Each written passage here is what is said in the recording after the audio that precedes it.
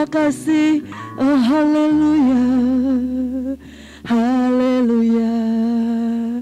Terima kasih Tuhan, terima kasih Tuhan. Kami bersyukur hari ini karena Engkau bukan saja menjadi Bapa kami, tapi Engkau adalah Bapa yang sungguh sangat setia kepada kami ya Tuhan. Engkau sudah membuktikan janji-janji-Mu dalam hidup kami sehingga pagi hari ini kami bisa ada. Engkau sudah cukupkan keperluan kami Tuhan sehingga kami bisa berdiri di tempat ini. Kami tahu semua ini karena kesetiaan-Mu sebagai Allah dan Bapa kami Tuhan. Terima kasih Tuhan, terima kasih. Tidak ada henti-hentinya mulut kami meninggikan Engkau karena Engkau Allah yang layak terima pujian. Engkau Allah yang layak ditinggikan Tuhan. Terima kasih Tuhan, terima kasih Tuhan. Pagi hari ini kami ingin menyembah Engkau, kami ingin memuji Engkau. Kami ingin memberikan yang terbaik untuk Engkau ya Tuhan. Kiranya Engkau menolong kami. Engkau perbaiki setiap hati-hati kami, mempersiapkan hati-hati kami. Kami tahu Engkau sudah begitu luar biasa sehingga Engkau melayakkan kami masuk ke dalam hadirat-Mu ya Tuhan. Tuhan, biarlah Tuhan apa yang sudah Engkau berikan kepada kami bisa kami kembalikan untuk puji dan hormat kepada Engkau ya Tuhan. Tuhan beracara di dalam ibadah kami, mengurapi kami, tiap-tiap pelayan-Mu Tuhan, mengurapi juga jemaat-Mu ya Tuhan yang hadir di tempat ini. Biarlah Engkau saja yang beracara di dalam ibadah kami ya Tuhan. Terlebih Engkau mengurapi hamba-Mu yang akan menyampaikan firman-Mu Tuhan. Kami percaya Engkau sudah menaruh perkataan-Mu di dalam bibir mulut hamba-Mu. Terima kasih Tuhan, kami rindu Tuhan. Pada saat kami pulang dari ibadah kami bisa menjadi pribadi yang berbeda, menjadi pribadi yang lebih baik lagi, menjadi pribadi yang lebih sempurna seperti Engkau ya Tuhan. Terima kasih Tuhan, ampuni segala kekurangan dan kelemahan kami di hadapan-Mu. Kami percaya satu hal, bahwa di dalam kelemahan kami kuasa-Mu menjadi sempurna. Terima kasih Tuhan, hanya di dalam nama Tuhan Yesus Kristus kami sudah berdoa. Haleluya, amin. Silakan duduk Bapak Ibu. Puji Tuhan, di situasi seperti ini, di tengah-tengah situasi yang tidak menentu ini, banyak sekali pergumulan yang kita hadapi, ada banyak hal yang kita alami. Tapi satu hal yang saya percaya dari dulu sampai sekarang, bahwa doa itu kuasa yang luar biasa. Amin, saudara-saudara. Ini ada satu lagu mungkin baru dinyanyikan di sini. Kita mau belajar sama-sama ya. Lagu ini kata-katanya bagus sekali.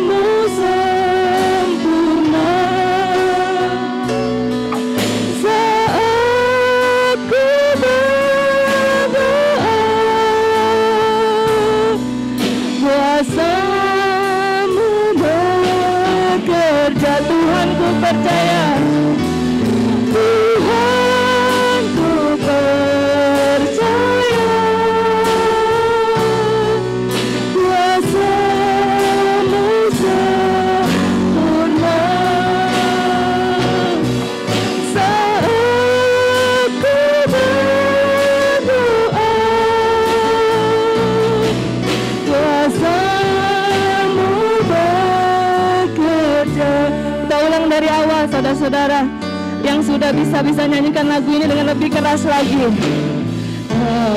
Engkaulah jawaban di setiap doaku saat ku menyembah. Roh-Mu bekerja, Engkaulah jawaban. Engkaulah jawaban di setiap doaku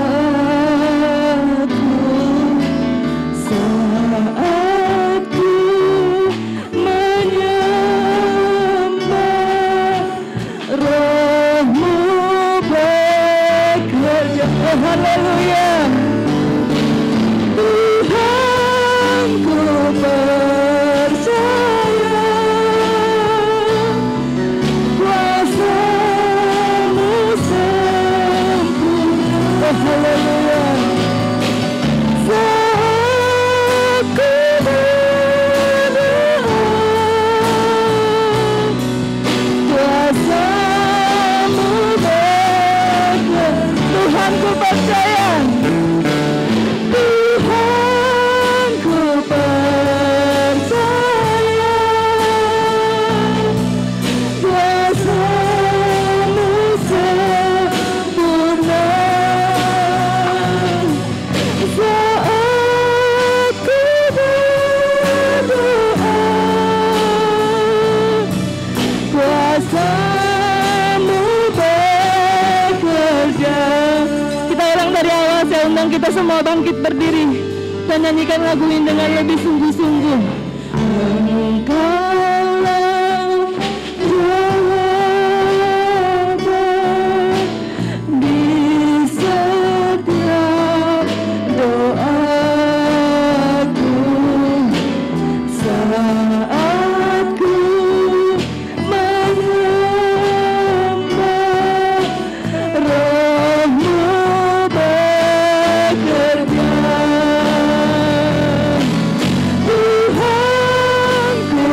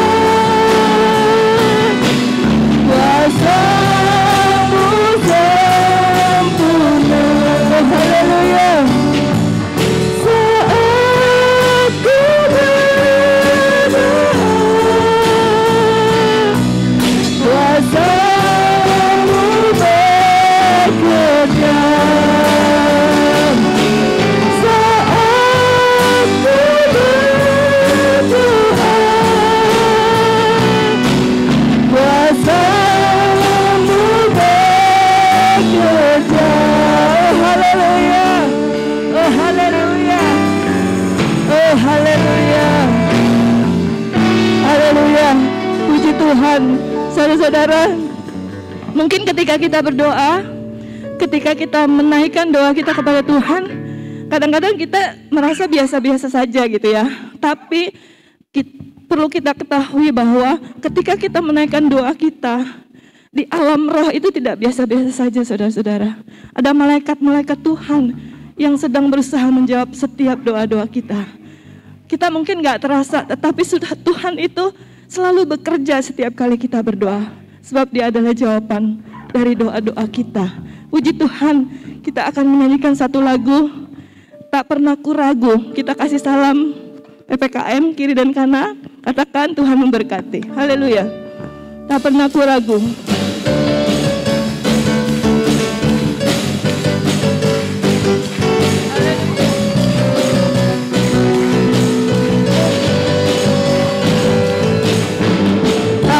Tak pernah ku ragu akan kesetiaan-Mu, Kau pegang hidupku sepenuh jiwaku. Ku yakin dan percaya, tak tuntun langkahku. Katakan tak pernah ku ragu, tak pernah ku ragu akan kesetiaan-Mu, Kau pegang hidupku sepenuh jiwaku. Ku yakin dan percaya, tak tuntun langkahku. Yesus Kau Raja dalam hidup, berkuasa berjaya untuk selamanya. Hanya Kau Tuhan, sumber kekuatan, kuasa-Mu tercurah bagiku senantiasa. Denganmu Tuhan, bukan berjalan dari kemuliaan sampai kemuliaan selamanya. Oh, haleluya, haleluya.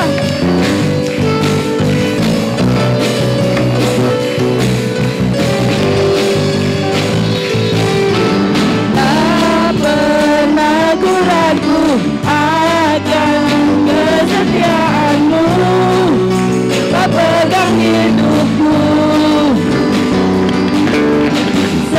sepenuh jiwaku. Ku yakin dan percaya, Kau tuntun langkahku. Yesus Kau Raja dalam hidup, berkuasa berjaya untuk selamanya. Hanya Kau Tuhan, sumber kekuatan, kuasa-Mu tercurah bagiku senantiasa. Denganmu Tuhan, bukan berjalan dari kemuliaan sampai kemuliaan. Hanya Kau Tuhan, sumber kekuatan, kuasa-Mu tercurah bagiku senantiasa. Denganmu Tuhan, bukan berjalan dari kemuliaan sampai kemuliaan. Hanya Kau Tuhan, sumber kekuatan, kuasa-Mu tercurah bagiku senantiasa. Denganmu Tuhan, bukan berjalan dari kemuliaan sampai kemuliaan selamanya. Oh, haleluya, oh, haleluya, haleluya, haleluya, haleluya. Puji Tuhan, hanya dengan Dia kita bisa berjalan, karena Dia adalah sumber kekuatan kita. Haleluya. Kita masih nyanyikan satu lagu, Tuhan Raja Maha Besar. Haleluya.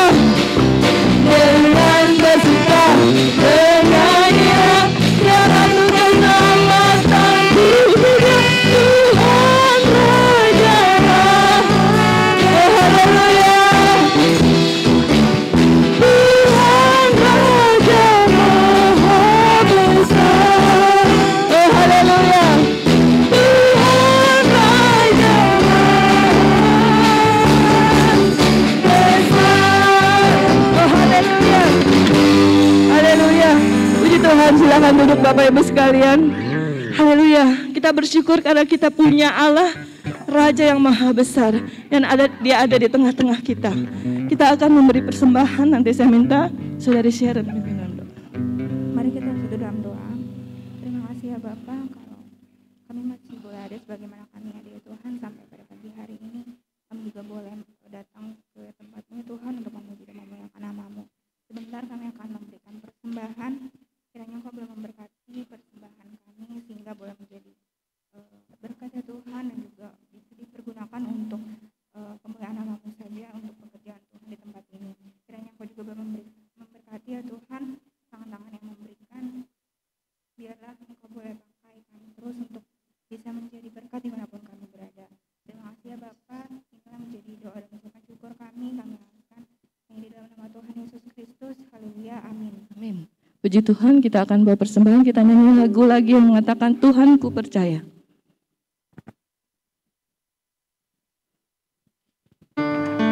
Persembahan dijalankan.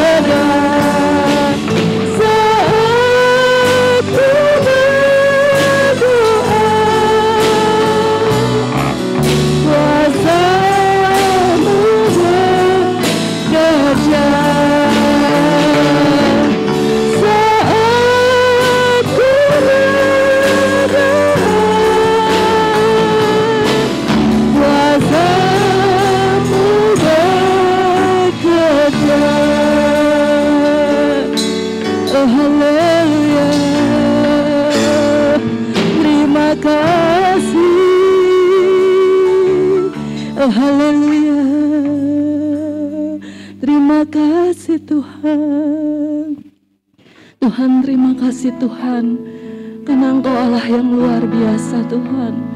Engkau Allah yang mau menjawab setiap doa-doa kami ya Tuhan. Kami bersyukur Tuhan, pagi hari ini kami mau menyiapkan hati kami untuk mendengarkan firman-Mu Tuhan. Tuhan, kami rindu Tuhan, setiap hidup kami, setiap hal yang kami lakukan bisa menjadi persembahan yang berkenan di hadapan Engkau ya Tuhan.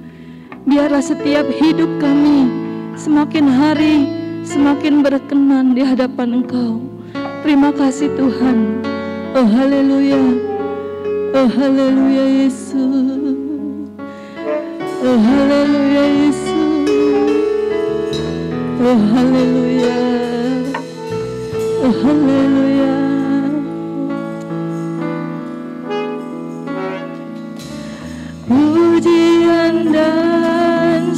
syukurku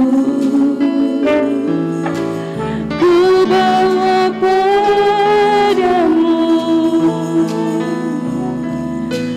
dengan rendah hati ku persembahkan.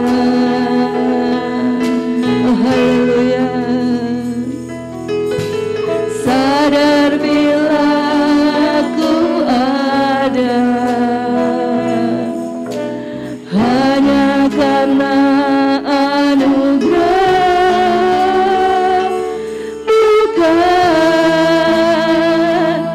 karena kekuatanku. Katakan pujian dan syukurku. Oh haleluya. Pujian dan syukurku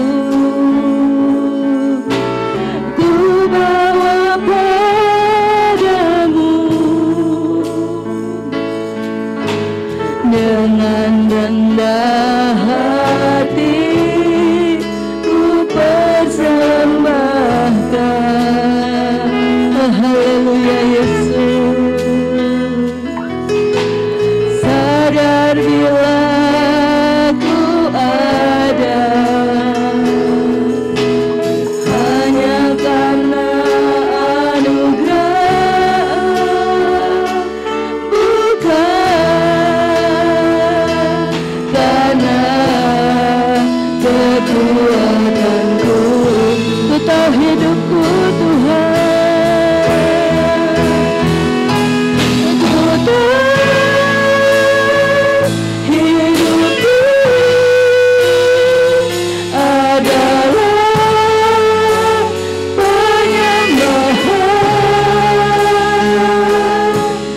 Kau ciptakanku dalam kemuliaan-Mu.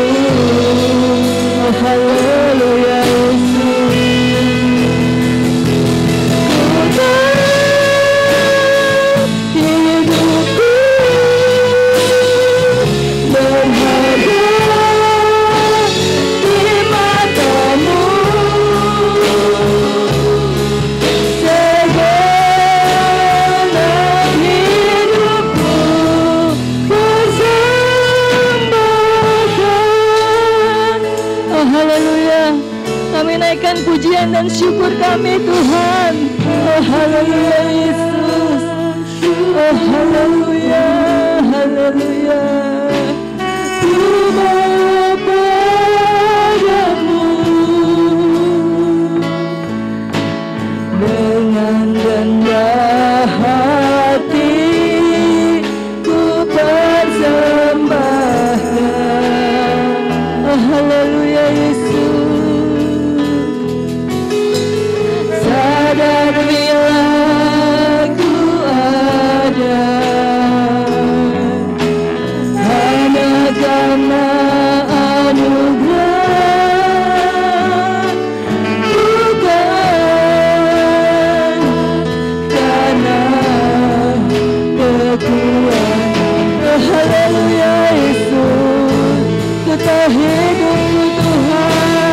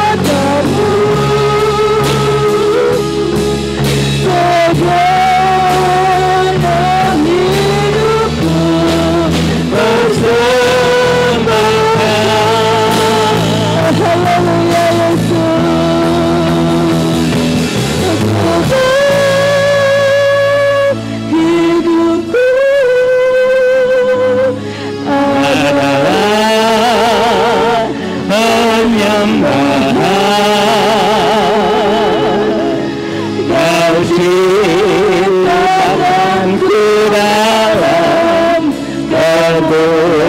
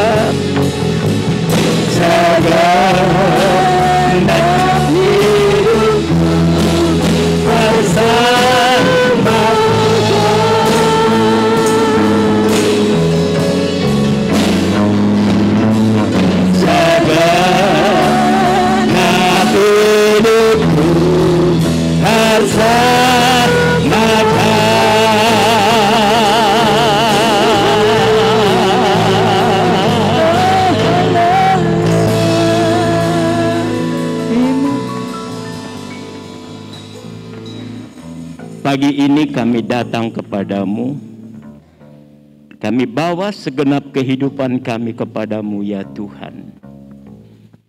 Karena kami percaya ketika kami mempersembahkan hidup ini, itulah yang menyenangkan hatimu. Sebab itu pagi hari ini kami percaya ada berkat Tuhan bagi kami yang percaya. Ada janji Tuhan. Karena janji-Mu ya dan amin. Terima kasih Bapa. Setelah kami memuji dan menyembah Engkau, saatnya Engkau memberkati kami dengan firman-Mu. Urapi hamba-Mu dengan urapan yang baru. Setiap ayat baris firman Allah menjadi rema di dalam kehidupan kami. Kami perlu firman-Mu Tuhan. Sebab firman-Mu adalah kebenaran. Kami perlu firman-Mu, hanya firman-Mu lah yang memberikan kepastian dalam hidup kami ini. Kami berada di dunia yang tidak ada kepastian. Tapi ketika kami berjalan menurut firman-Mu, kami mendapat kepastian. Terima kasih Yesus. Berfirmanlah Tuhan, kami siap mendengar. Roh Kudus, Engkau yang empunya firman pagi hari ini. Engkau berfirmanlah Tuhan. Isi hati kami ini. Supaya kami tetap berada di dalam rancangan-Mu. Rancangan masa depan yang penuh pengharapan. Terima kasih Yesus. Kami akan sambut kebenaran firman-Mu. Dalam nama Tuhan Yesus Kristus. Haleluya. Yang percaya katakan amin. Silakan duduk kembali. Puji Tuhan. Firman Tuhan pagi hari ini kembali disampaikan oleh Bapak Yonatan sebagai wakil gembala. Kami persilakan.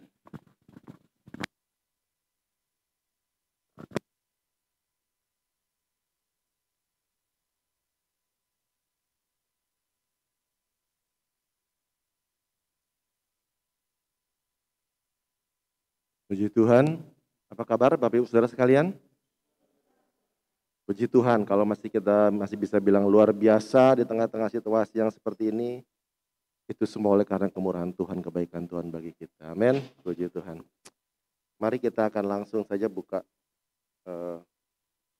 Alkitab kita pada pagi hari ini yang akan menjadi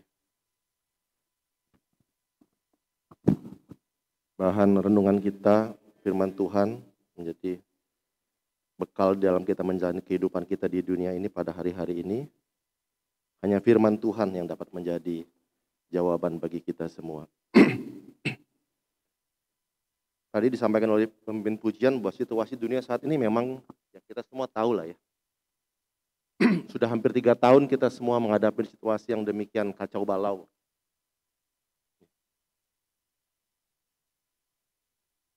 Ketika dunia menikmati begitu banyak kemajuan-kemajuan teknologi yang luar biasa, ya memasuki abad 21,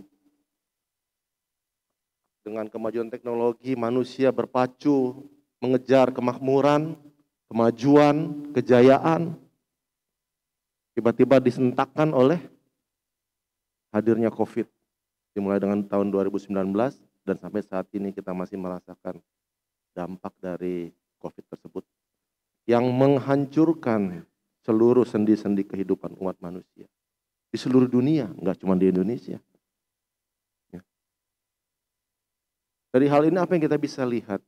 Sungguh dunia ini bukanlah hal yang kekal. Apa yang ada di dunia ini bukanlah sesuatu yang senantiasa akan ada. Dan Tuhan juga mengatakan demikian. Manusia membangun peradaban ya beribu-ribu tahun. Tapi kita tahu dan kita lihat satu persatu peradaban-peradaban manusia itu hancur. Peradaban Mesir pernah jaya beribu-ribu tahun, hancur. Persia sempat menjadi kerajaan yang begitu besar beribu-ribu tahun juga memerintah dunia, hancur. Yunani, Romawi beribu-ribu tahun berkuasa menguasai bumi ini, hancur. Ada banyak budaya-budaya, peradaban-peradaban yang hancur. Itulah membuktikan bahwa firman itu benar adanya. Firman Tuhan berkata, segala sesuatu di dunia ini akan digoncangkan. Segala sesuatu di dunia ini akan digoncangkan dan bisa digoncangkan. Hanya ada satu yang pasti dan tidak akan pernah tergoncangkan. Nah, itu yang akan kita pelajari firman Tuhan pada pagi hari ini. Mari saja kita sama-sama membaca di dalam Ibrani pasal 12 ayat 28 dan 29. Ibrani 12 ayat 28 dan 29 demikian firman Tuhan. Jadi karena kita menerima kerajaan yang tidak tergoncangkan, marilah kita mengucap syukur dan beribadah kepada Allah menurut cara yang berkenan kepadanya dengan hormat dan takut. Sebab Allah kita adalah api yang menghanguskan. Ya. Jadi saya katakan di dunia ini segala sesuatu bisa tergoncangkan. Baik secara global, salah dunia, itu bicara tentang peradaban-peradaban tadi. Seperti saya sudah sampaikan. Kebudayaan-kebudayaan, bangsa-bangsa, banyak bangsa yang pernah jaya kemudian jatuh. Contohnya bangsa Persia itu. Itu kan kerajaan yang luar biasa besar, tapi sekarang sisanya apa? Irak hancur lebur. Iran, Irak itu kan semua hancur. Bicara tentang secara digoncangkan secara global, ekonomi dunia sempat mencapai titik kemajuan yang luar biasa. Tapi begitu Tuhan beri kesempatan bagi COVID untuk menjadi pandemi, hancur semuanya. Artinya apa? Ekonomi dunia bisa digoncangkan. Keamanan, politik, semua bisa digoncangkan oleh itu. Tidak ada yang tidak bisa digoncangkan. Secara personal atau individual, semua bisa digoncangkan. Saudara bisa mempunyai kekayaan, kemasyhuran luar biasa. Jangan saudara pikir itu tidak bisa digoncangkan. Kalau Tuhan mau dengan sekejap saja Tuhan bisa goncangkan. Banyak orang-orang yang kita lihat sekarang mengalami apa yang dulu dia bangga-banggakan kekayaan hancur. Nah, banyak orang-orang yang tadinya begitu menikmati kemasyhuran kekayaan menjadi hancur. Apalagi kesehatan. Saudara bangga dengan tubuh saudara yang sehat, yang bugar, yang fit. Kalau saudara pikir tidak bisa digoncang. Bisa digoncang itu dengan mudah. Kalau Tuhan ingin menggoncangkan, bisa digoncang. Jadi artinya apa? Dari sini kita bisa melihat secara global maupun secara personal individual. Segala sesuatu di dunia ini tergoncang. Tidak ada yang tidak bisa digoncang. Dan firman Tuhan sendiri mengatakan itu. Di dalam Ibrani 12. Tadi yang kita baca ayat yang ke-26 kita naik. Waktu itu suaranya menggoncangkan bumi. Tetapi sekarang ia memberi janji. Satu kali lagi aku akan menggoncangkan. Bukan hanya bumi saja, melainkan langit juga. Ayat 27. Ungkapan satu kali lagi menunjuk kepada perubahan apa yang dapat digoncangkan. Karena ia dijadikan supaya tinggal tetap apa yang tidak tergoncangkan. Apa maksud ayat ini? Tuhan berkata, aku sekali akan menggoncangkan bumi. Tapi kemudian aku juga akan menggoncangkan langit, kata Tuhan. Satu kali lagi, dikatakan sini ungkapan satu kali lagi itu menunjuk pada perubahan pada apa yang dapat digoncangkan. Artinya apa? Satu kali lagi itu menunjuk pada apa-apa yang dapat digoncangkan. Artinya apa? Tuhan bilang satu kali lagi akan saya goncangkan. Artinya ada hal-hal itu yang bisa digoncangkan terus. Karena ia dijadikan, ia di sini apa? Karena hal-hal yang dapat tergoncangkan itu dijadikan atau diadakan supaya tinggal tetap apa yang tidak tergoncangkan. Jadi hal-hal yang tergoncangkan itu memang Tuhan izinkan ada tuh digoncangkan untuk menunjukkan apa? Untuk menunjukkan satu-satunya hal yang tidak tergoncangkan. Itu maksud hidup tadi. Dan apa hal yang tidak dapat tergoncangkan itu? Ya, itulah yang tadi yang kita baca di dalam ayat 22. Tetapi kamu sudah menerima kerajaan yang tidak tergoncangkan. Jadi Tuhan izinkan segala sesuatu di dunia ini tergoncangkan untuk menunjukkan bahwa hanya ada satu yang tidak tergoncangkan. Yaitu apa? Kerajaan Allah. Itu maksud ayat-ayat ini.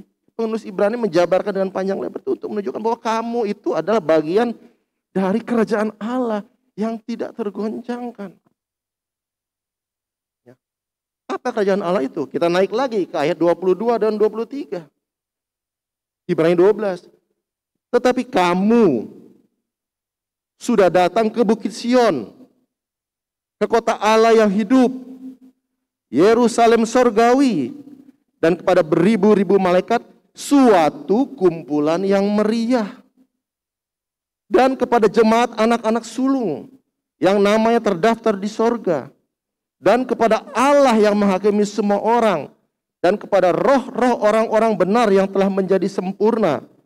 Kemudian dan kepada Yesus pengantara perjanjian baru. Dan kepada darah pemercikan yang berbicara lebih kuat daripada darah Habel. Ini dikatakan dengan jelas di sini. Kerajaan Allah itu adalah kita, jemaat Tuhan. Orang-orang yang dikatakan telah datang ke Bukit Sion. Orang yang sudah datang ke Allah yang hidup. Orang yang sudah datang ke Yerusalem baru. Orang yang dikatakan suatu kumpulan yang meriah. Yang datang kepada Allah, yang datang kepada Yesus. Kitalah yang dikatakan kerajaan itu. Kerajaan yang tak tergoncang itu adalah kita. Orang-orang yang telah datang menjadi suatu kumpulan yang meriah. Datang masuk ke bait Allah, ke Bukit Sion, ke Yerusalem baru, datang kepada Allah, datang kepada Yesus. Menerima Tuhan Yesus sebagai jalan keselamatan, pengampunan dosa kita. Kita jemaat Tuhan, gereja Tuhan. Atau dalam bahasa asli dikatakan eklesia, yaitu yang artinya yang dipanggil keluar. Kitalah hal yang tidak dapat tergoncangkan. Jadi sekarang saudara menyadari bahwa kita ini ada bagian dari suatu hal yang tak tergoncangkan, jemaat Tuhan. Ya. Firman Tuhan sendiri berkata, ya, dalam Matius 16 ayat 18, apa yang Yesus katakan tentang jemaat dan tentang gerejanya. Matius 16 ayat 18. Dan aku pun berkata kepadamu, ini firman Tuhan pada Yesus sampaikan kepada Petrus. Engkau adalah Petrus. Dan di atas batu karang ini, aku akan mendirikan jemaatku dan alam maut tidak akan menguasainya. Jadi jelas dikatakan jemaat itu adalah suatu hal yang tak tergoncangkan. Bahkan alam maut pun tak bisa menguasainya.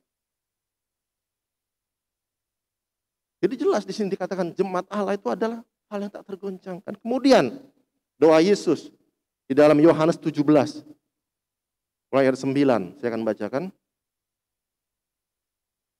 Aku berdoa untuk mereka, bukan untuk dunia aku berdoa, tetapi untuk mereka yang telah Engkau berikan kepadaku, sebab mereka adalah milikmu.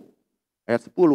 Dan segala milikku adalah milikmu, dan milikmu adalah milikku, dan aku telah dipermuliakan di dalam mereka. Ayat 11. Dan aku tidak akan ada lagi di dalam dunia, tetapi mereka masih ada di dalam dunia. Dan aku datang kepadamu, ya Bapa yang kudus, peliharalah mereka dalam namamu, yaitu namamu yang telah Engkau berikan kepadaku, supaya mereka menjadi satu sama seperti kita. Ini doa Yesus untuk murid-muridnya. Kemudian ayat yang 20. Dan bukan untuk mereka ini saja aku berdoa. Jadi bukan untuk murid-murid ini saja aku berdoa, tetapi juga untuk orang-orang yang percaya kepadaku oleh pemberitaan mereka. Kita semua yang percaya oleh pemberitaan Injil dari murid-murid Yesus. Supaya, ayat 21, mereka semua menjadi satu sama seperti Engkau, ya Bapa, di dalam aku, dan aku di dalam Engkau, agar mereka juga di dalam kita. Supaya dunia percaya bahwa Engkaulah yang telah mengutus aku. Dan aku telah memberikan kepada mereka kemuliaan yang Engkau berikan kepadaku, supaya mereka menjadi satu sama seperti kita adalah satu. Jadi kita semua ini orang-orang yang telah percaya akan pemberitaan dari murid-murid Yesus, dari para rasul, yang telah mendengar Injil dan percaya, itu adalah jemaat Allah yang oleh Tuhan Yesus dikatakan akan menjadi bagian, bahkan telah menjadi bagian dari dirinya sendiri. Makanya dikatakan kita tidak tergoncangkan. Hanya ada satu kerajaan yang tidak tergoncangkan, itu apa? Kerajaan Allah, jemaat Allah. Orang-orang, kumpulan orang telah datang menerima Tuhan Yesus sebagai juru selamat dan percaya. Sehingga mereka boleh dipersatukan dengan Yesus, dengan para rasul, bahkan dengan Allah. Kitalah orang-orang itu. Kitalah kerajaan tak tergoncangkan itu. Jadi tengah-tengah dunia yang boleh Tuhan izinkan tergoncang, itu sebenarnya Tuhan ingin menunjukkan hanya ada satu yang tidak tergoncangkan, yaitu orang percaya, kerajaan Allah. Nah sekarang bagaimana sikap kita sebagai orang percaya, sebagai bagian dari kerajaan Allah yang dikatakan tak tergoncangkan tadi? Jangan-jangan kita hanya atributnya saja, umat Allah. Bagian dari yang tak tergoncangkan. Tapi kita lihat pada akhir ini berapa banyak orang-orang Kristen yang tergoncangkan. Oleh apa? Oleh hal-hal yang Tuhan goncangkan. Ini suatu hal yang ironis sebenarnya. Kalau kita mengerti firman Tuhan, bagaimana Tuhan itu menjaga gerejanya itu seperti dirinya sendiri. Bahkan alam maut pun tak akan menguasainya. Tuhan berkata, aku telah pergi meninggalkan mereka, tapi aku serahkan mereka ke dalam tanganmu ya Bapa. Pemeliharaan Tuhan bagi umat Tuhan, bagi jemaat Tuhan itu luar biasa. Kitalah satu-satunya hal yang Tuhan izinkan untuk tidak tergoncangkan di dunia ini. Nah, bagaimana kita menyikapi itu pada hari terakhir ini? Supaya kita benar-benar sesuai dengan status kita sebagai jemaat Allah yang dikatakan kerajaan yang tak tergoncangkan itu. Kita kembali kepada ayat kita baca tadi. Ya. Ayat tadi sudah kita baca di ayat awal, dikatakan tadi. Karena kita menerima kerajaan tidak tergoncangkan, marilah kita mengucap syukur dan beribadah kepada Allah menurut cara yang berkenan kepadanya dengan hormat dan takut. Ada dua hal di sini yang harus kita lakukan sebagai jemaat Allah, bagian dari kerajaan yang tak tergoncangkan. Pertama, dikatakan apa? Kita harus beribadah dengan rasa syukur. Kita harus beribadah dengan rasa syukur. Kata beribadah di sini dalam bahasa asli, latrio itu artinya beribadah atau melayani. Jadi dikatakan di sini kita harus dengan syukur beribadah atau melayani Allah. Ini seperti khotbah saya 2 minggu yang lalu, minggu kedua. Rasa cukup. 1 Timotius 6:6 berkata, memang ibadah itu kalau disertai rasa cukup memberi keuntungan besar. Kita hanya bisa beribadah, melayani, menghidupi kehidupan Kristen dengan rasa syukur kalau kita punya rasa cukup. Ya. Cukup di situ artinya, saya sudah sampaikan 2 minggu yang lalu, cukup itu artinya puas. Content bahasa Inggrisnya bilang. Puas. Nggak ada keluhan, nggak ada omelan, nggak ada sungutan. Puas dengan Tuhan, puas dengan Yesus, puas dengan apa yang Tuhan sudah kerjakan dalam hidup kita. Maka kita akan bisa mengeluarkan syukur dari hidup kita. Kita akan bisa beribadah dengan syukur, bisa melayani dengan syukur. Kalau kita ada rasa cukup, ada rasa puas. Kalau kita nggak pernah merasa puas dengan apa yang Tuhan berikan, Tuhan kerjakan dalam hidup kita nggak akan pernah bisa mengucap syukur. Kita akan beribadah dengan bersungut-sungut. Kita akan melayani dengan bersungut-sungut. Itu yang dilakukan oleh bangsa Israel dalam perjalanan mereka keluar dari Mesir menuju tanah Kanaan. Persungutan yang tidak ada pentingnya. Bahkan padahal Tuhan sudah memberkati mereka luar biasa. Perlindungan Tuhan luar biasa. Hadirat Tuhan menyertai setiap langkah. Mujizat-mujizat Tuhan adakan, Tuhan lakukan. Tetap saja. Karena apa? Tidak ada rasa cukup. Tidak ada rasa puas. Yang terjadi adalah persungutan. Saudara bayangkan 40 tahun. Saudara kalau digerundelin orang 40 tahun, saudara kesel nggak?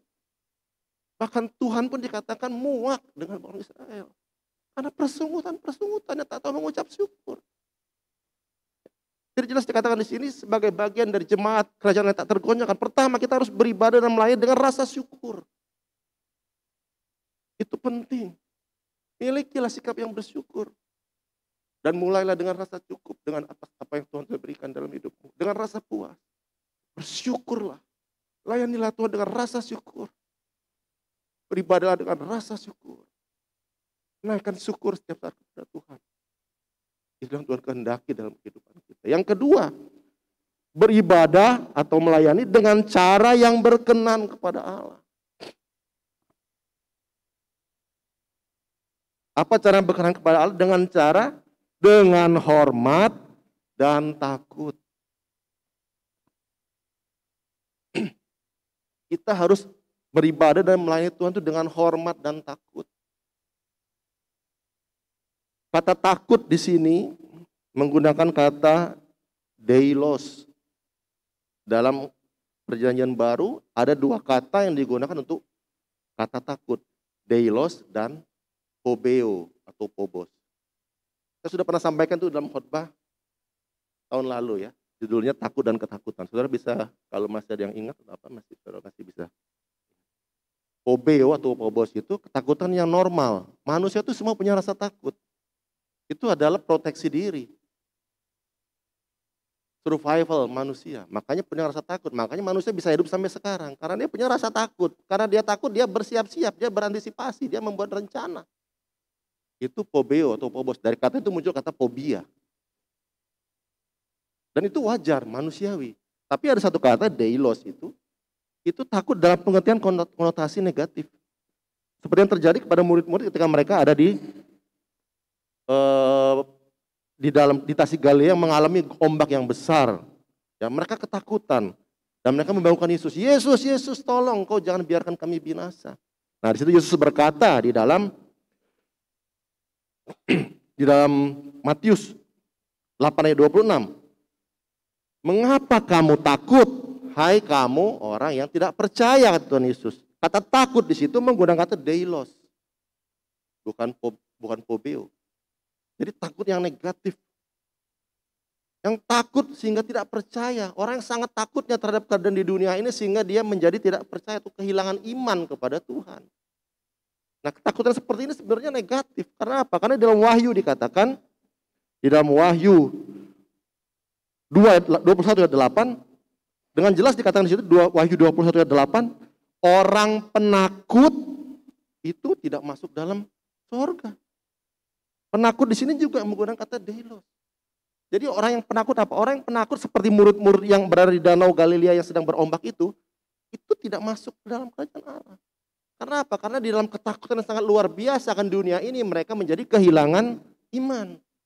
Mereka menjadi kehilangan kepercayaan kepada Allah. Itu yang menyebabkan mereka masuk di dalam penghukuman. Dikatakan di dalam Wahyu, masuk ke dalam api belerang. Jadi deilos ini pengertiannya sebenarnya secara umum pengertian negatif. Dalam arti apa? Kalau kita takut pada dunia ini, takut pada situasi sekitar kita, takut kepada keadaan yang kita hadapi, sehingga kita kehilangan iman kepada Yesus, maka dikatakan kita akan menghadapi penghukuman. Nah, tetapi yang menarik di sini dalam Ibrani ini digunakan kata yang sama, tapi ditujukan kepada subjeknya, objeknya yang berbeda. Takut di sini, deilos di sini kepada Tuhan. Dikatakan beribadah dengan takut, dengan deilos kepada Tuhan. Artinya apa? Deilos ini, saya bisa simpulkan, kalau kita takut yang dalam tanda kutip negatif tadi, yang takut yang hingga kita kehilangan iman, kepercayaan kepada dunia ini, kepada keadaan di sekitar kita, kepada situasi sekitar kita, kita menjadi orang-orang yang dihukum. Pendidikan kanun Wahyu, orang penakut akan dimasukkan ke dalam api belerang. Tapi ketika deilos ini, takut ini kita tujukan kepada Allah, itu yang Tuhan inginkan. Artinya apa? Deilos itu hanya boleh untuk Allah, nggak boleh untuk dunia ini. Artinya apa? Sekarang kan banyak orang yang begitu takut sama dunia ini, takut sama keadaan, tapi nggak takut sama Tuhan. Itu yang menyebabkan mereka dihukum.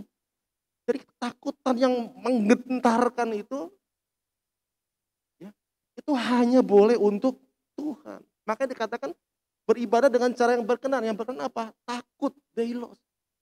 Kalau saudara takut, gemetar kepada Tuhan, Tuhan senang itu. Tuhan mau itu. Tapi kalau saudara takut, gemetar, gentar kepada dunia, Tuhan murka. Saya jadi baru mengerti, oh begitu maksud Tuhan. Makanya di sini digunakan kata deilos, bukan. Ketika di dalam kisah Natal, malaikat berkata, jangan takut kepada gembala. Itu katanya pobeo yang digunakan situ. Jangan kamu takut.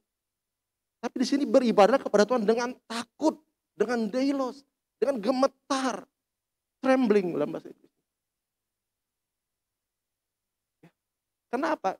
Penulis kitab Ibrani ini ditujukan kepada orang-orang Yahudi yang sudah menjadi Kristen pada gereja-gereja awal. Jadi mereka sangat mengerti maksud kata ini. Pasti mengacu kepada perjanjian-perjanjian lama. Ya. Di dalam Keluaran pasal 10 kita melihat di situ bagaimana takut pada Tuhan itu bagi orang Yahudi. Keluaran 19 mulai ayat 10. Ini dikisahkan adalah ketika Musa mempersiapkan umat Israel untuk berjumpa dengan Tuhan pertama kalinya. Saya bacakan Keluaran 19 ayat 10. Berfirmanlah Tuhan kepada Musa, pergilah kepada bangsa itu, suruhlah mereka menguduskan diri pada hari ini dan besok. 2 hari ya. Dan mereka harus mencuci pakaiannya. Ayat 11. Menjelang hari ketiga, mereka harus bersiap. Sebab pada hari ketiga Tuhan akan turun di depan mata seluruh bangsa itu di Gunung Sinai. Perhatikan, untuk ketemu dengan Tuhan aja mereka harus bersiap diri berapa hari? 3 hari. Untuk ketemu dengan Tuhan jauh-jauh hari itu sudah bilang, 3 hari sebelum itu sudah bilang siap-siap. Cucikan dirimu. Bahkan sampai ke pakaianmu semua dicuci. Karena apa? Pada hari yang ketiga Tuhan akan menampakkan diri. Mereka harus siap-siap. Ayat 12. Sebab itu haruslah engkau memasang batas bagi bangsa itu berkeliling. Berkeliling gunung maksudnya sambil berkata, jagalah baik-baik. Jangan kamu mendaki gunung itu atau kena kepada kakinya. Bayangkan saudara. Sebab siapapun yang kena kepada gunung itu pastilah ia dihukum mati. Ayat 13, tangan seorang pun tidak boleh merabanya, sebab pastilah ia dilempari dengan batu atau dipanahi sampai mati. Baik binatang, baik manusia, ia tidak akan dibiarkan hidup. Hanya apabila sangkakala berbunyi panjang, barulah mereka boleh mendaki gunung itu. Perhatikan di sini, untuk ketemu Tuhan aturannya begitu ketat. 3 hari sebelumnya sudah menyucikan diri. Bahkan ketika hari ketiga mereka sudah berkumpul di gunung itu dikatakan dipagerin gunungnya. Gak boleh ada yang melangkah sebelum ada instruksi untuk melangkah. Bahkan menyentuh pun tidak boleh. Kalau disentuh saudara mati.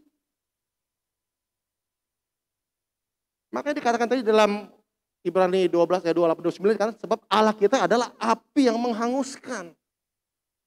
Ini rasa takut seperti ini yang dikatakan di dalam perjanjian baru, Delios tadi. Allah itu menggentarkan, atribut Allah itu suatu sungguh-sungguh susah kita gambarkan.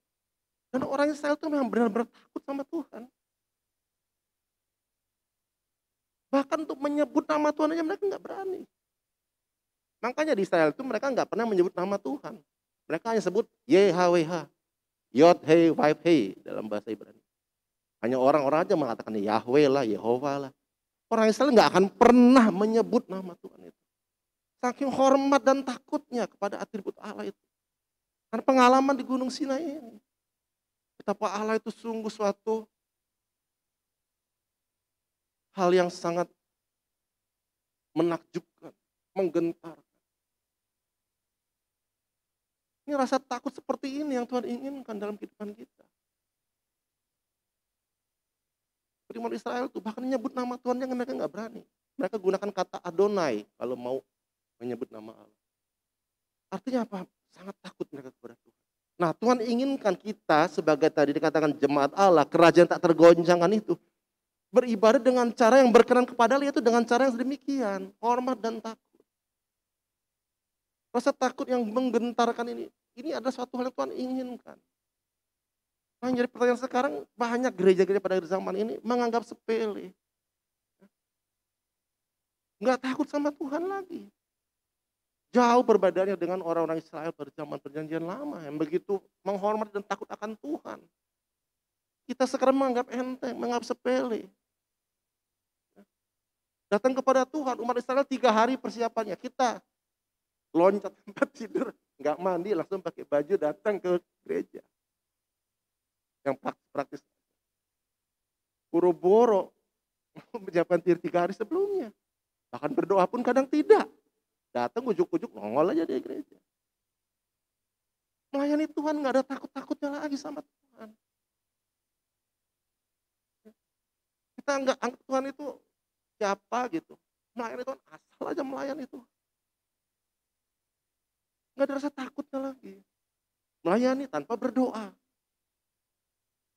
Bagaimana itu bisa berkenan kepada Tuhan? Beribadah dan melayani dengan hormat dan takut dan gentar. Itu yang berkenan kepada Tuhan. Ya, kita harus jujur. Pada hari-hari terakhir ini, gereja Tuhan seperti itu.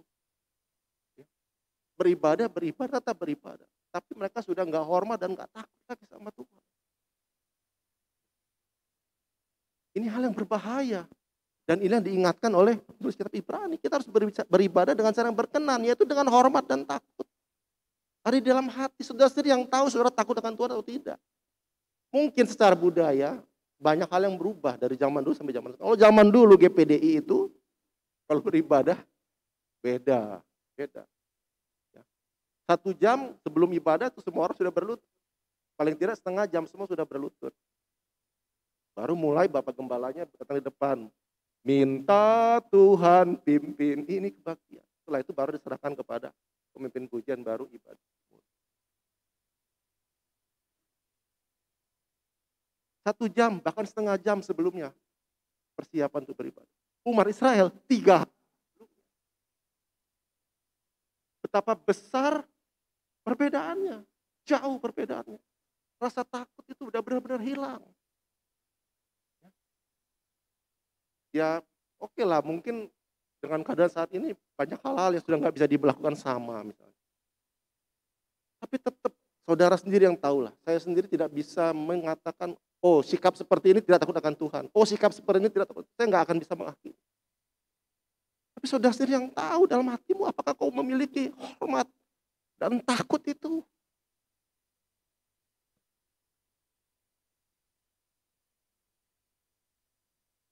Apakah rasa gentar itu masih ada dalam hatimu ketika engkau menghadap Tuhan? Ketika engkau melayani Tuhan. Itu yang ditekankan oleh penulis Ibrani. Beribadah dengan cara yang berkenan, yaitu dengan hormat dan takut. Kalau saudara bisa takut pada dunia ini, takut miskin, takut susah, takut menderita, takut nggak ada masa depan. Itu Tuhan bilang, kalau saudara takut akan seperti itu, saudara masuk hukuman. Tapi takutlah akan Tuhan. Saya sudah pernah sampaikan khotbah tentang takut akan Tuhan dari kitab Amsal ya, pada tanggal 7 Februari kalau saya nggak salah ya, pada saat itu saya akan coba cek.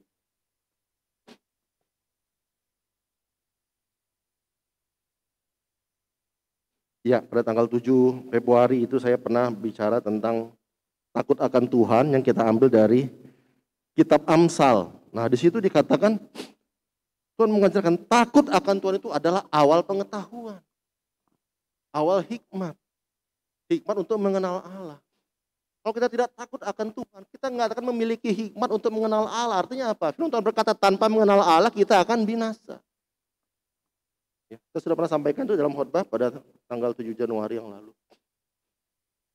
Kita tuh harus takut akan Tuhan. Ya. Saya katakan tadi banyak gereja pada jam terakhir ini sudah tidak takut akan Tuhan lagi. Nah, dalam khotbah saya beberapa waktu lalu tentang takut akan Tuhan dikatakan bahwa takut akan Tuhan itu adalah suatu pilihan. Ya. Dikatakan di situ di dalam Amsal 1 ayat 29.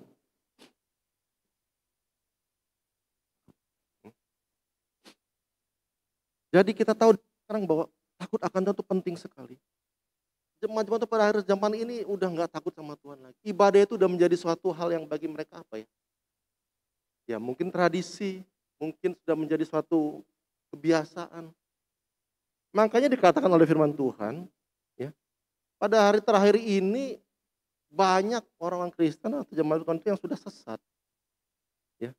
Dikatakan mereka oleh Tuhan dikatakan mereka itu adalah orang-orang yang beribadah itu bukan lagi menjadikan Tuhan itu sebagai Tuhan. Nah, ini membingungkan. Bukan lagi menjadikan Tuhan sebagai Tuhan, lalu sebagai apa? Tapi mereka itu menjadikan Tuhan itu sebagai tanda kutip pelayan. Untuk apa? Memenuhi kebutuhan mereka. Memenuhi hawa nafsu mereka. Itu dikatakan dan jelas oleh Paulus dalam 2 Timotius 3. Tentang orang-orang pada akhir zaman. Dikatakan di dalam ayat 1, 2 Timotius 3 ayat 1. Ketahuilah bahwa pada hari-hari terakhir, akhir zaman akan datang masa yang sukar. Masa yang sukar sekarang masa yang sukar. Manusia akan mencintai dirinya sendiri dan menjadi hamba uang. Mereka akan membual dan menyombongkan diri. Mereka akan menjadi pemfitnah. Mereka akan berontak terhadap orang tua dan tidak tahu berterima kasih. Tidak mempedulikan agama, tidak tahu mengasihi, tidak mau berdamai, suka menjelekkan orang, tidak dapat mengekang diri, garang, tidak suka yang baik, suka mengkhianat, tidak berpikir panjang, berlagak tahu. Perhatikan, lebih menuruti hawa nafsu daripada menuruti Allah. Ayat 5. Secara lahiriah mereka menjalankan ibadah mereka, tetapi pada hakikatnya mereka memungkiri kekuatannya. Dalam terjemahan lama, menolak kekuatannya, kuasanya, jauhilah mereka itu. Ini suatu yang sudah dituliskan oleh Rasul Paulus sudah hampir 2000 tahun yang lalu. Menggambarkan pada akhir zaman akan datang masa yang sukar. Sekarang akhir zaman, sekarang masa yang sukar. Dikatakan karena masa yang sukar itu manusia jatuh kepada egosentris. Tujuannya memuaskan diri sendiri. Maka dikatakan di sini lebih menuruti hawa nafsu daripada menuruti Allah. Tadi dikatakan. Ibadah yang udah nggak ada takut-takutnya lagi sama Tuhan. Ibadah semata-mata untuk memenuhi kebutuhan diri sendiri. Kepuasan diri sendiri. Pujian bagi diri sendiri. Melayani Tuhan juga bukan untuk Tuhan. Untuk pujian bagi diri sendiri. Kepuasan diri sendiri. Senang kalau bisa tampil. Bisa menyanyi. Bisa merasakan hal yang spektakuler gitu. Mungkin karena gagal jadi artis mungkin. Jadi pengen tampil di gereja. Hal seperti ini yang terjadi dan dikatakan oleh Rasul Paulus. Mereka adalah orang-orang yang secara lahiriah beribadah tapi menolak kuasanya, menolak kuasa ibadah itu. Apa kuasa ibadah itu? Kehadiran Tuhan. Jadi ada orang yang memang beribadah tapi nggak peduli dengan kehadiran Tuhan. It's okay Tuhan hadir nggak ada sebodoh amat, yang penting saya datang. Itu tadi karena tujuannya semua untuk diri sendiri. Inilah ibadah dan pelayanan yang tidak berkenan kepada Tuhan. Dengan jelas dikatakan tadi oleh Ibrani, beribadah dengan cara yang berkenan, dengan hormat dan takut. Dan gereja pada akhir zaman udah nggak ada takut-takutnya sama Tuhan. Beribadah oke, rajin, melayani tetap secara lahiriah, tapi menolak kuasa. Artinya apa? Nggak penting lah ada Roh Kudus, nggak ada Roh Kudus, nggak ada urapan, nggak ada urapan, nggak penting. Yang penting adalah kumpul-kumpul, ketemu, beribadah, menyanyi, main musik, menari. Tapi mereka nggak peduli dengan kuasa Allah, mereka menolak. Dan akhirnya itu ditunjukkan dalam sikap hidup mereka yang dikatakan mencintai diri, menjadi hamba Tuhan dan lain sebagainya itu. Inilah ibadah yang dikatakan tadi tidak berkenan karena tidak dilakukan dengan hormat dan takut. Tadi saya sudah katakan, Amsal Sulaiman berkata, takut akan Tuhan itu adalah awal hikmat pengetahuan. Tapi Amsal Sulaiman juga berkata di dalam Amsal 1 ayat 29, oleh karena mereka benci kepada pengetahuan, ya, ini Amsal 1 ayat 29, oleh karena mereka benci kepada pengetahuan dan tidak memilih takut akan Tuhan. Jadi penulis Amsal sudah mengatakan bahwa memang ada kelompok orang-orang umat Tuhan itu yang dengan sadar tidak memilih takut akan Tuhan. Saya katakan tadi, takut akan Tuhan itu ada pilihan sikap kita. Kita bisa tetap beribadah tanpa hormat dan takut. Amsal katakan ada orang-orang jemaat dengan sadar memilih untuk tidak takut akan Tuhan. Jadi memang dia milih untuk nggak takut akan Tuhan itu. Itu bukan kebetulan, bukan by accident saudara nggak takut akan Tuhan. Itu saudara yang pilih untuk tidak takut akan Tuhan. Itu bukan kebetulan, nggak bisa, bukan kepepet, enggak. Nggak ada orang kepepet jadi nggak takut akan Tuhan. Tidak, itu tetap sikap hati yang saudara harus pilih. Takut akan Tuhan atau tidak. Saudara harus pilih. Dan dikatakan di sini ada orang-orang yang memang tidak memilih untuk takut akan Tuhan. Contohnya siapa? Nggak usah jauh-jauh saudara. Kita baca 1 Raja-Raja 11. Mulai ayat 1. Adapun Raja Salomo, 1 Raja-Raja 11 ayat 1 mulai, mencintai banyak perempuan asing. Di samping anak Firaun, ia mencintai perempuan-perempuan Moab, Amon, Edom, Sidon, dan Het. Padahal tentang bangsa-bangsa itu Tuhan telah berfirman kepada orang Israel, janganlah kamu bergaul dengan mereka, dan mereka pun janganlah bergaul dengan kamu. Sebab sesungguhnya mereka akan mencondongkan hatimu kepada Allah-Allah mereka. Hati Salomo telah terpaut kepada mereka dengan cinta. Ayat 3, ia mempunyai 700 istri dan dari kaum bangsawan, dan 300 gundik. Istri-istrinya itu menarik hatinya daripada Tuhan. Ayat 4, sebab pada waktu Salomo sudah tua, istri-istrinya itu mencondongkan hatinya kepada Allah-Allah lain, sehingga ia tidak dengan sepenuh hati berpaut kepada Tuhan Allahnya seperti Daud ayahnya. Ayat 5, demikianlah Salomo mengikuti Asitoret, dewi orang Sidon, dan mengikuti Milkom, dewa kejijikan, sembahan orang Amon. Dan Salomo melakukan apa yang jahat di mata Tuhan. Salomo melakukan apa yang jahat di mata Tuhan. Dan ia tidak dengan sepenuh hati mengikuti Tuhan seperti Daud ayahnya. Pada waktu itu Salomo mendirikan bukit pengorbanan bagi Kamos, dewa kejijikan sembahan orang Moab, di gunung sebelah timur Yerusalem, dan bagi Moloch, dewa kejijikan sembahan Bani Amon. Demikian juga dilakukannya bagi semua istrinya, orang-orang asing itu, yang mempersembahkan korban ukupan dan korban sembelihan kepada Allah-Allah mereka. Ayat 9, sebab itu Tuhan menunjukkan murkanya kepada Salomo, sebab hatinya telah menyimpang daripada Tuhan Allah Israel, yang telah 2 kali menampakkan diri kepadanya. Gak usah jauh-jauh. Contohnya siapa? Yang nulis Amsal sendiri. Dia bilang takutlah akan Tuhan.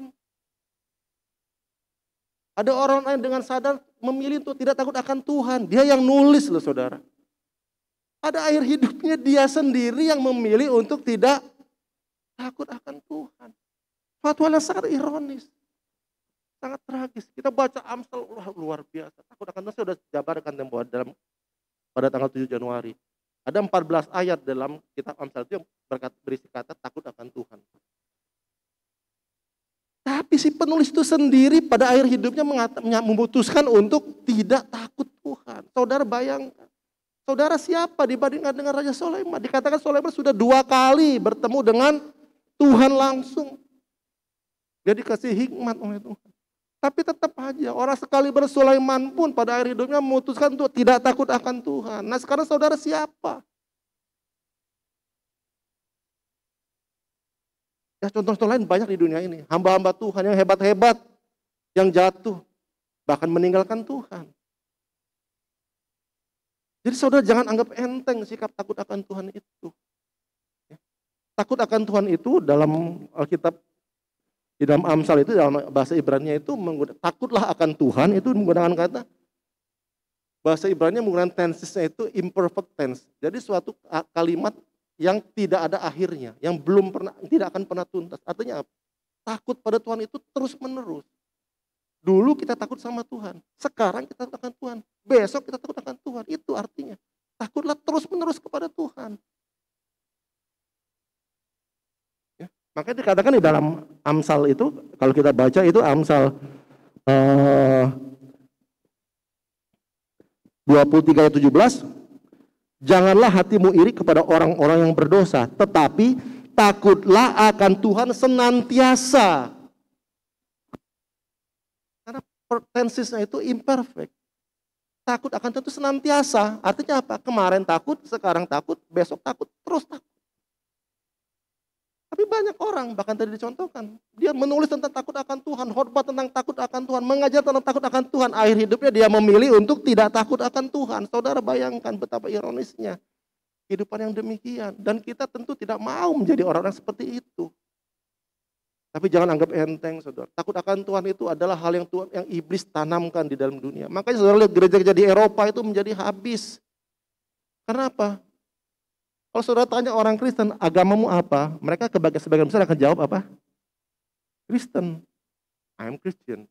I'm Catholic. Tapi apakah mereka benar-benar beribadah? No, enggak beribadah. Berapa banyak gereja yang sudah jadi bioskop, bahkan jadi masjid. Inilah kekristenan yang beribadah tapi menolak kuasa. Orang yang tidak takut akan Tuhan, itu berbahaya, saudara. Dan itu masuknya secara tidak sadar. Dari kebiasaan, kelakuan, sikap kita sehari-hari. Pelan-pelan mengikis sikap takut akan Tuhan itu. Saudara bayangkan, dari yang awalnya takut akan Tuhan itu digambarkan sebagai bertemu dengan Tuhan di Gunung Sinai itu persiapkan diri 3 hari. Sekarang hampir nggak ada persiapan sama sekali kalau mau ketemu Tuhan. Kalau mau melayani. Betapa jauh sekali standar yang sudah turun itu. Ini yang Tuhan ingatkan, beribadahlah dengan hormat dan takut kepada Tuhan. Layanilah Tuhan dengan hormat dan takut. Jadilah gereja yang takut akan Tuhan. Jadi jangan anggap enteng. Contoh tadi Salomo dan contoh banyak hamba-hamba Tuhan.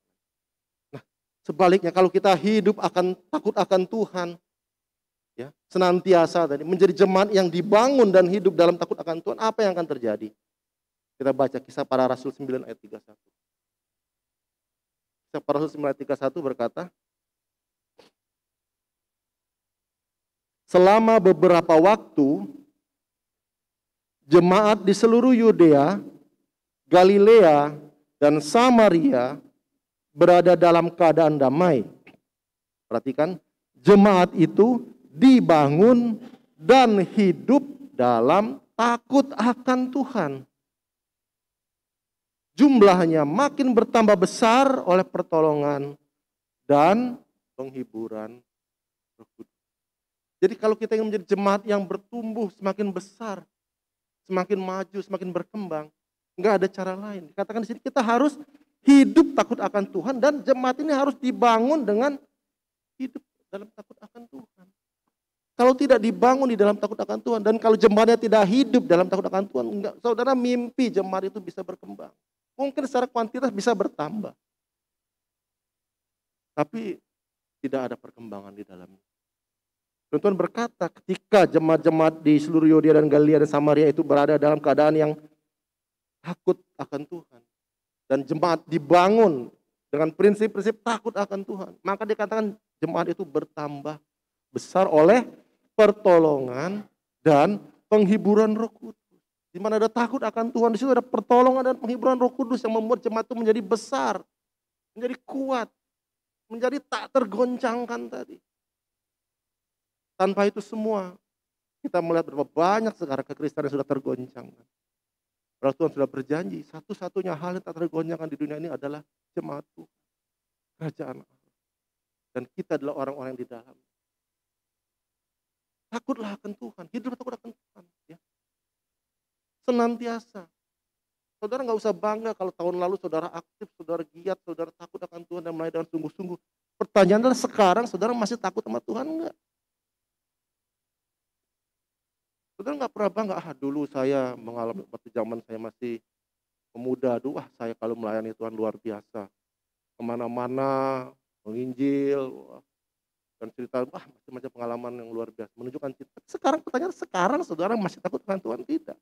Karena takutlah akan Tuhan senantiasa, bukan takutlah akan Tuhan kemarin. Atau paling tidak saudara pernah takut akan Tuhan? Tidak, Tuhan nggak bilang pernah takut akan Tuhan. Takutlah akan Tuhan. Kata di sini, hidup takut akan Tuhan. Artinya apa? Hidup kita ini memang takut akan Tuhan. Jadi hidup kita sendiri adalah takut akan Tuhan. Itu yang harus kita perhatikan pada hari terakhir. Itulah yang Tuhan inginkan dalam kehidupan kita sebagai jemaat yang tak tergoncangkan. Biar itu menjadi bagian kita, menjadi perenungan kita setiap saat dalam kehidupan ini. Karena kalau tanpa hidup takut akan Tuhan, dan tanpa kita membangun jemaat yang takut akan dalam hidup takut akan Tuhan, maka kita akan pernah berkembang. Kita akan terus begini-begini saja. Pribadi kita juga akan berkembang. Jemaat kita akan berkembang.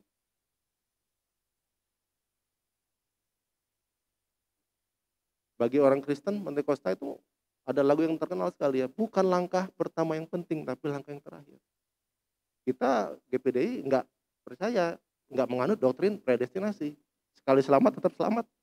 Kita tidak menganut itu. Rata-rata kaum penginjili, kaum evangelis itu nggak menganut itu. Nggak bisa sekali percaya seenaknya hidup terus lalu tetap selanjutnya Tuhan akan tetap selamat. Kita kan iman itu harus diperjuangkan. Dalam 2 Petrus dikatakan harus tambahkan pada iman, pengetahuan kebajikan terus bertambah tuh sampai saudara memiliki hak penuh masuk kerajaan Allah. Gak peduli saudara dulu pelayan Tuhan yang hebat, pernah jadi hamba Tuhan yang hebat. Kalau sekarang saudara tinggalkan Tuhan, saudara gak takut akan Tuhan. Saudara masuk neraka. Ini menjadi perenungan kita pada pagi dan siang hari ini. Apakah saudara sungguh masih takut akan Tuhan? Sebagai bagian kerajaan yang tak tergoncangkan. Tuhan menginginkan ibadah kita adalah ibadah yang penuh hormat dan takut kepada Tuhan. Demikian firman Tuhan pagi hari ini saya kembalikan kepada Bapak.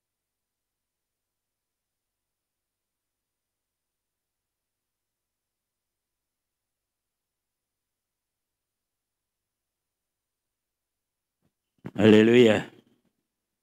Haleluya. Setelah saudara dengar firman Tuhan, kira-kira saudara takut akan Tuhan atau tidak? Ayo. Sebab firman Tuhan itu tidak cukup untuk kita dengar. Ya. Tapi firman Tuhan itu harus kita lakukan. Itu orang yang takut akan Tuhan. Sebab kalau kita semua takut akan Tuhan, ini gereja sudah tidak bisa menampung. Ya. Pasti itu. Tapi karena kita tidak takut akan Tuhan, saudara perhatikan. Contoh yang paling mudah saja. Hari Minggu. Itu hari ibadah kita. Kenapa ibadah itu dilakukan pada hari Minggu? Kalau saudara baca Matius pasal 28 ayat 1, Yesus bangkit pada hari Minggu, pagi-pagi. Jadi hari Minggu itu hari kebangkitan Tuhan kita. Ketika kita memahami hal ini, kita tidak akan pernah meninggalkan hari Minggu. Karena hari Minggu itu hari kebangkitan Yesus. Hari kemenangan bagi kita. Tapi faktanya, yuk.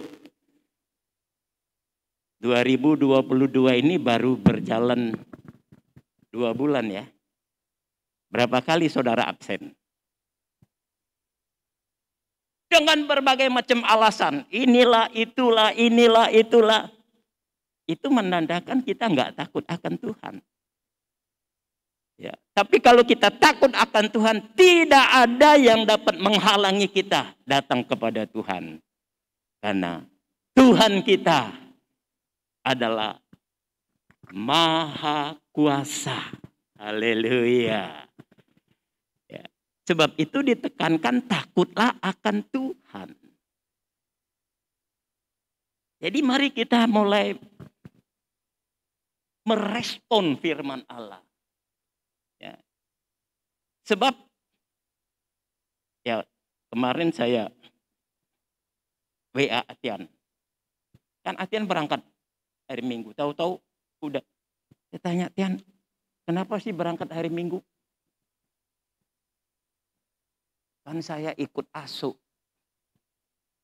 Berarti dia lebih takut kepada asuhnya daripada kepada Tuhan. Saya bilang, jangan berangkat hari Minggu. Hari Minggu itu hari Tuhan.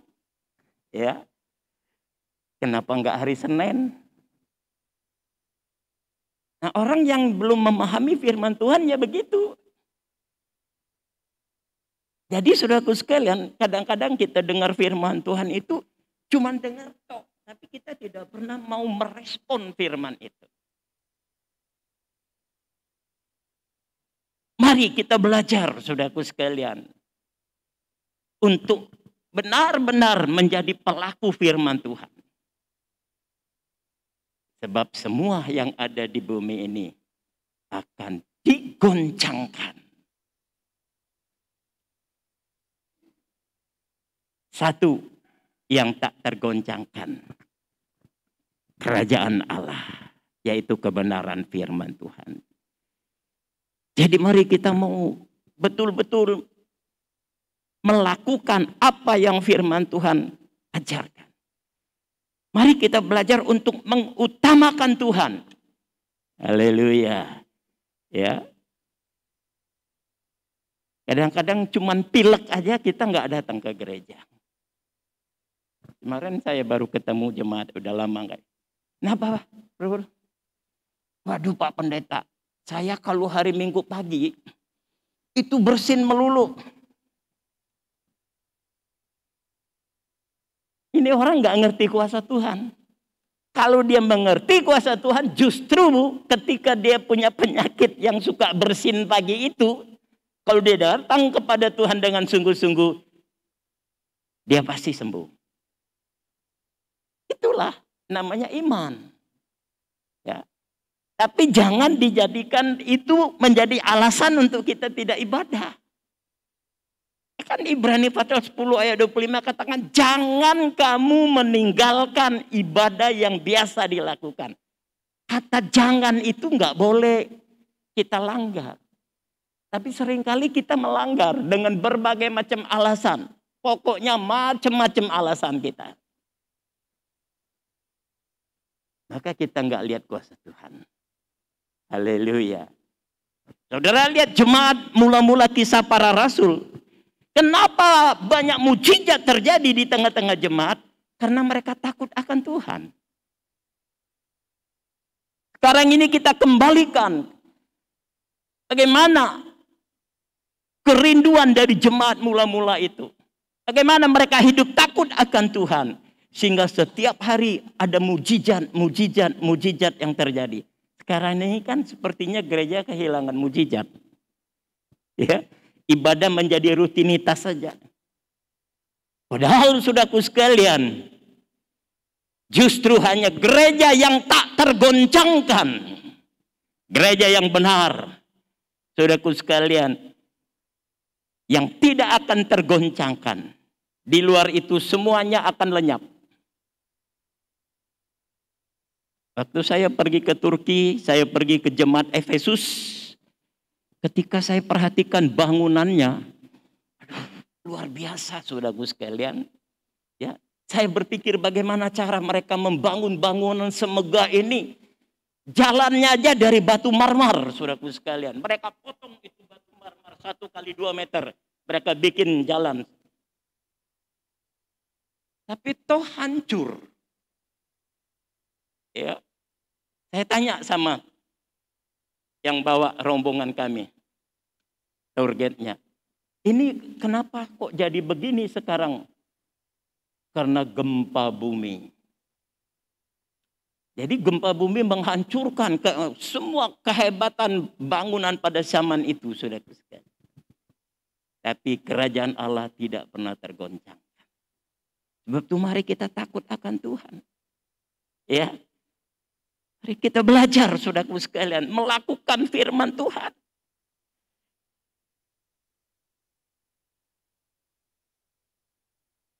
Saudara janji bisnis dengan rekan bisnis saudara. Hari Minggu tunda. Maaf ya. Hari Minggu saya mau ibadah. Maka saudara akan nikmati berkat yang limpah-limpah. Tapi kebanyakan kita kalah. Kita abaikan ibadah kita. Akhirnya saudaraku sekalian, kita tidak melihat kuasa Tuhan. Ya, pagi hari ini firman Tuhan datang kepada kita. Takutlah akan Tuhan. Itulah kunci di mana saudara akan melihat mujizat Tuhan. Haleluya. Mari kita mau cinta Tuhan itu dengan segenap hati kita, segenap hidup kita, segenap kekuatan kita. Haleluya. Maka saudara akan lihat pertolongan Tuhan, perlindungan Tuhan di tengah-tengah masa yang sukar ini. Kita bangkit berdiri. Haleluya. Haleluya. Terima kasih Yesus. Engkau mengasihi kami Tuhan. Ampuni kami. Seringkali kami mengabaikan firman-Mu. Tapi pagi hari ini kami mau takut akan Engkau. Haleluya. Haleluya. Haleluya. Ku mau cinta Yesus selamanya. Ku mau cinta Yesus selamanya. Ku mau cinta Yesus selamanya.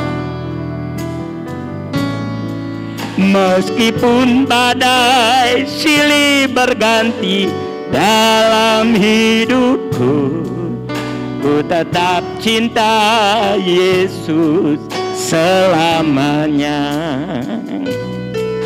Ku mau cinta Yesus selamanya. Ku mau cinta Yesus selamanya. Meskipun badai silih berganti dalam hidupku, ku tetap cinta Yesus. Ya Aba, ya Aba, Bapa, ini aku anakmu, layak hidupku. Ya Aba, Bapa, ini aku anakmu, pakailah sesuai dengan rencanamu. Ku mau cinta Yesus, ku mau cinta Yesus.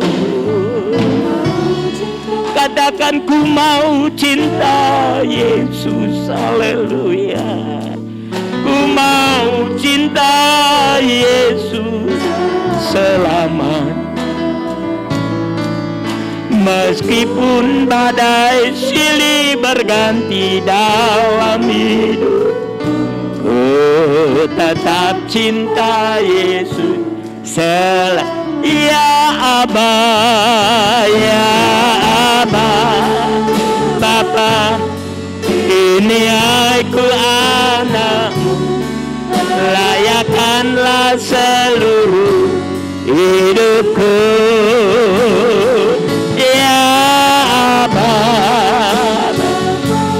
ini aku anakmu, pakailah sesuai dengan.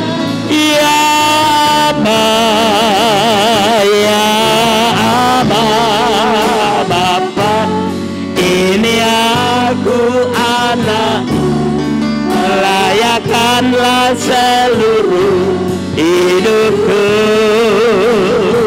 Ya Aba, Bapa, ini aku anak, pakailah sesuai dengan, pakailah sesuai rencanamu.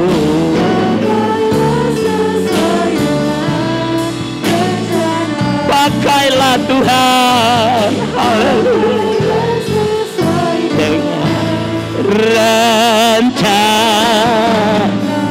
Bapak Sinaga berdoa, haleluya, haleluya, haleluya, haleluya, haleluya, haleluya, haleluya. Bapa di surga, Terima kasih Tuhan. Bapa yang kami sembah di dalam nama Tuhan Yesus Kristus. Pada hari ini Tuhan, kami mengucap syukur dan berterima kasih kepada Tuhan. Engkau memberikan kami waktu ada di dalam rahmat Tuhan. Kami boleh menikmati baik-Mu, kami boleh menikmati kasih-Mu ya Bapa. Apa yang Tuhan kerjakan di setiap kehidupan kami Tuhan, kami menyadari ya Tuhan, banyak kelemahan kekurangan kami di hadapan-Mu ya Tuhan. Lewat ibadah kami pagi hari ini Tuhan, Tuhan ingatkan kami kembali Tuhan, agar kami boleh takut akan Tuhan. Kami boleh melakukan segala firman-Mu. Mari Roh Kudus, Roh Kudus mampukan kami, Yesus, mampukan kami, baharui hidup kami, bentuk kami ya Tuhan, sehingga kami boleh menjaga kekudusan kami terhadap Engkau. Terima kasih Tuhan. Bapa di surga, seberapa kami ada pagi hari ini Tuhan, kami percaya lewat firman Tuhan kami boleh diberkati oleh Tuhan. Firman Tuhan telah menguatkan kami. Firman Tuhan telah mengingatkan kami kembali. Haleluya Tuhan. Biarlah senantiasa kami boleh takut akan Tuhan. Kami berdoa buat seluruh umat-umat-Mu yang datang pagi hari ini Tuhan. Apa yang menjadi pergumulan kami ya Tuhan, apa yang menjadi permasalahan kami ya Bapa. Oh Yesus, haleluya. Lewat ibadah kami pagi hari ini Tuhan, kami sudah dibaharui. Haleluya. Hati kami bersuka cita Tuhan di pagi hari ini. Amin. Karena kami percaya ada Tuhan yang selalu menolong kami, melindungi kami, menghibur kami Tuhan. Terima kasih ya Tuhan, terima kasih. Terima kasih Yesus. Kami sudah mendengar firman Tuhan buat pagi hari ini. Biarlah firman Tuhan untuk menjadi berkat buat kami ya Tuhan, agar kami boleh senantiasa melakukannya. Oh haleluya. Terima kasih ya Tuhan. Terima kasih Tuhan. Berkati hamba-Mu yang terlibat pada pagi hari ini Tuhan. Haleluya Tuhan. Apa yang mereka lakukan Tuhan, biarlah semuanya itu menyenangkan hati Tuhan. Berkati hamba-Mu yang sudah membawakan firman Tuhan. Berkati keluarga, usaha dan pekerjaan. Amin Tuhan. Biar hamba-Mu semakin diberkati oleh Tuhan. Banyak jiwa-jiwa dimenangkan khususnya di Efratah ya Bapa. Berkati keluarga besar KBDI Efratah. Terima kasih Tuhan. Baik pun Tuhan yang tidak dapat hadir pada saat ini. Haleluya. Biarlah selalu Engkau akan melawat mereka. Amin. Mengingatkan mereka Tuhan. Amin Tuhan. Agar mereka boleh setia untuk datang beribadah pada pagi hari. Berkati keluarga besar hamba ya Bapa. Haleluya. Biarlah senantiasa hamba boleh kuat dan mampu untuk membawa kami ke PDI Efratah. Semakin hari semakin iman kami kuat Tuhan. Semakin hari kami boleh dibentuk. Terima kasih Yesus. Terima kasih Bapa di surga, terima kasih. Kami akan sebentar akan memberikan persembahan ya Tuhan. Mari Tuhan Kau menjamah setiap umat-umat-Mu. Apa yang mereka beri Tuhan, biarlah senantiasa berguna untuk pekerjaan Tuhan. Terima kasih Tuhan, kami tahu dan kami menyadari banyak kekurangan kami, kelemahan kami Tuhan. Di hadapan-Mu, mari kuduskan, sucikan kami Tuhan, agar kami layak di hadapan-Mu. menerima berkat-berkat apa yang Terima Tuhan kasih, siapkan buat kami Tuhan. Terima kasih Bapa di surga. Terima kasih. Yang menjadi doa kami pagi hari ini kami alaskan di dalam nama Tuhan Yesus Kristus. Haleluya. Amin. Silakan duduk. Takutlah akan Tuhan, hai orangnya yang kudus. Haleluya. Amin. Saudara boleh mempersembahkan persembahan. Amin. Amin. Haleluya. Haleluya. Takutlah akan, hai orangnya yang kudus.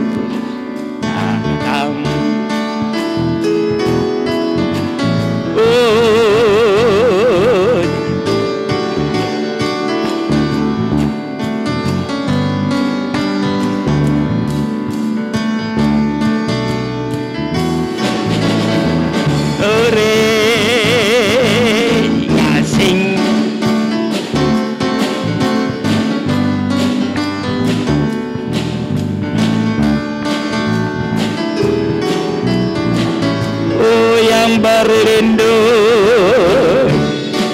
amin, haleluya.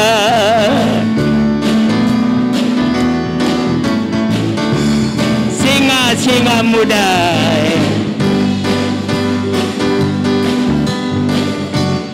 amin, amin, amin.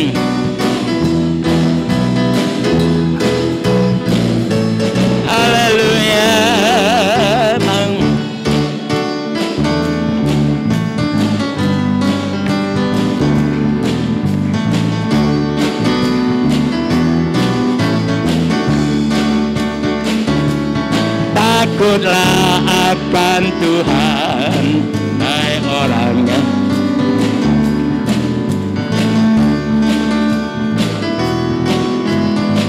Yesus, haleluya.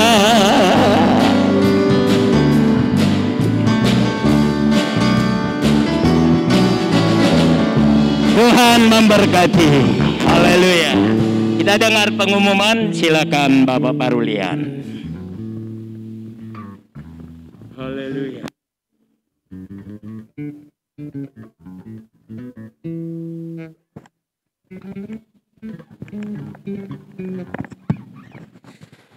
Selamat pagi Bapak Ibu semuanya.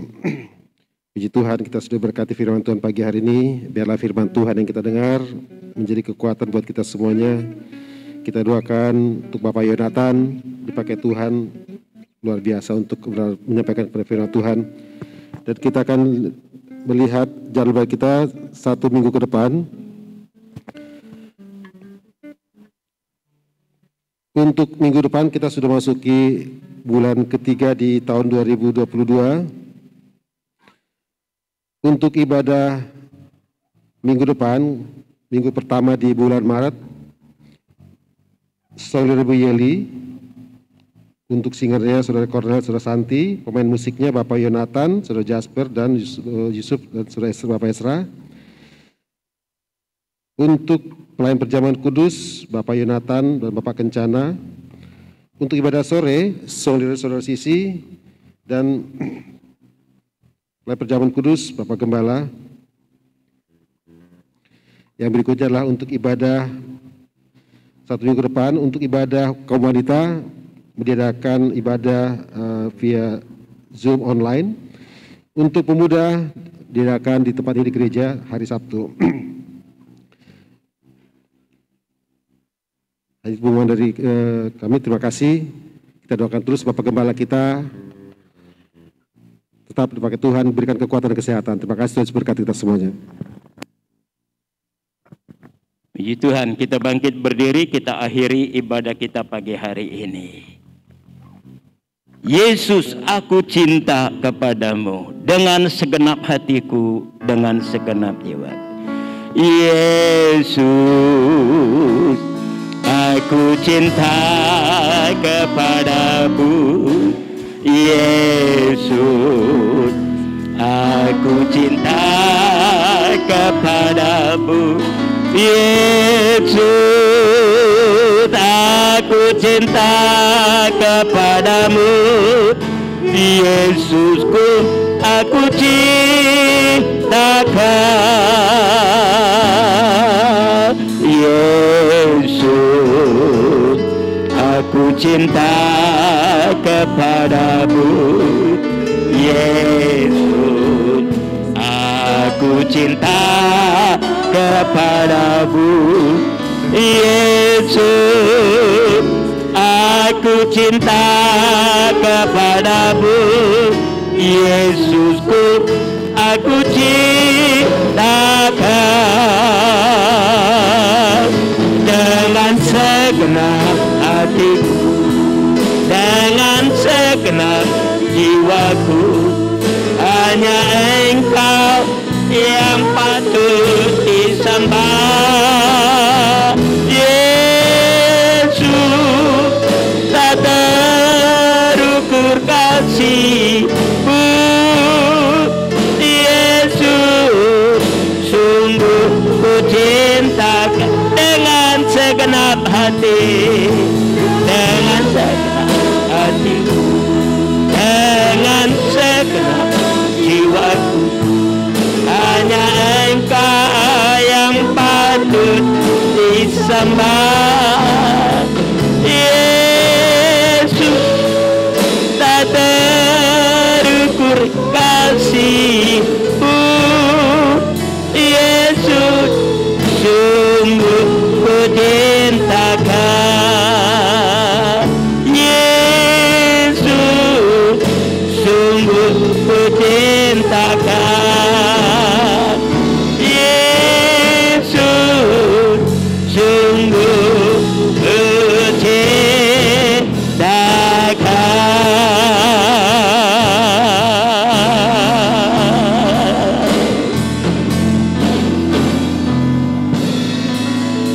Di akhir ibadah ini Tuhan, kami nyatakan kepadamu, kami cinta akan Engkau.